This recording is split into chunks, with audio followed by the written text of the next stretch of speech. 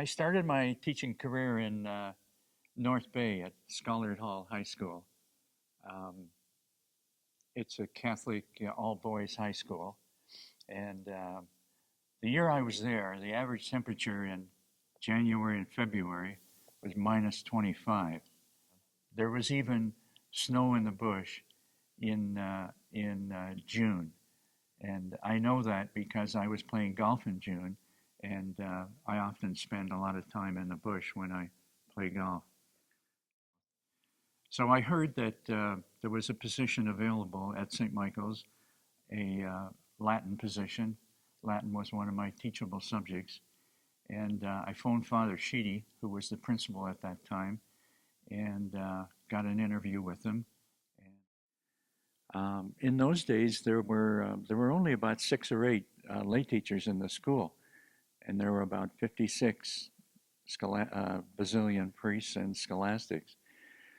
And those people were Hugh and Joe Younder and Jack Finn and Mike Lavelle and Johnny Greer. Johnny's passed away since then, but that was 52 years ago, and we're still friends today. And I think that's pretty unique relationship to maintain that friendship for that amount of time. And even today, we still see each other sometimes on a weekly basis. The thing that impressed me most about the staff that we had here, I think that the attitude of the teachers, I think that rubbed off on the students.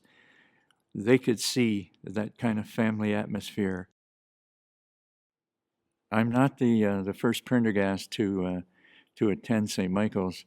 My wife's father was a graduate of St. Michael's. My wife's 2 brothers were graduates of St. Michael's, and my 2 sons, Ryan and Danny, are graduates of St. Michael's as well. And now I have my grandson, Ben, who's in grade 8 at St. Michael's. In my role as guidance counselor, a role that I particularly enjoyed, I enjoyed working with young men.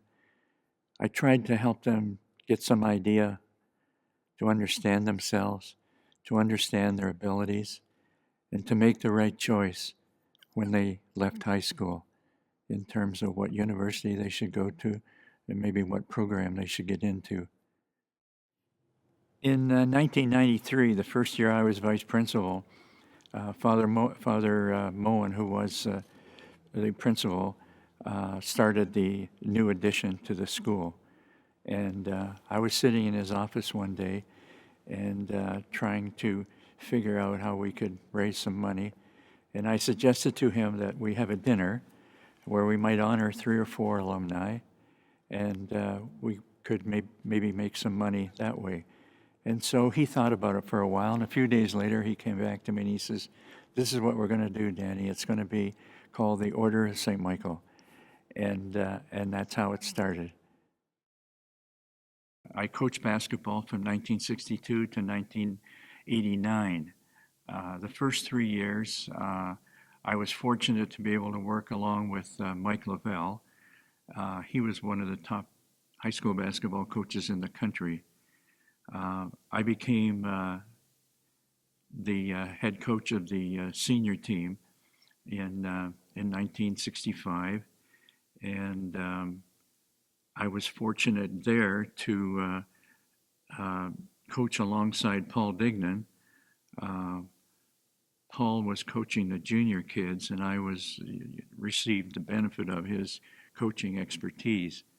I admired Paul, and I sort of tried to adopt myself after him. His coaching philosophy was, be a gentleman when you go on the court, be a gentleman when you go off the court. And I tried to follow that. In basketball, I didn't see myself so much as a basketball coach, but as a coach of young men who played basketball.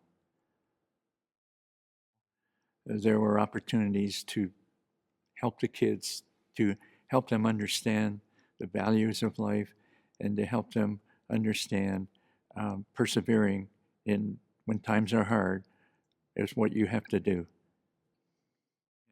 We had won a number of league championships and tournament championships, but the most gratifying thing about the years that I spent coaching was the relationship that I had attained with my players.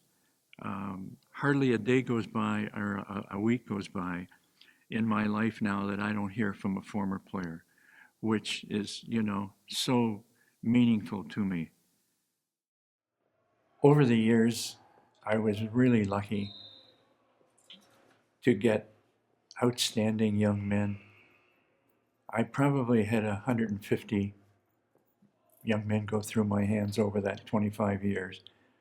And I never had one problem ever with any of them. They were so, respectful and worked extremely hard for me. I was very fortunate uh, to have my son play for me. My son, Danny, played for me the last 3 years that I coached. And when Danny was in grade 13, we played in the league championship, and Danny scored the winning basket. And I thought, what could be better than that? And I thought, it's time to move along. My wife Sharon tried to come to as many games as she could. She used to sit behind the bench and keep the referees on their toes.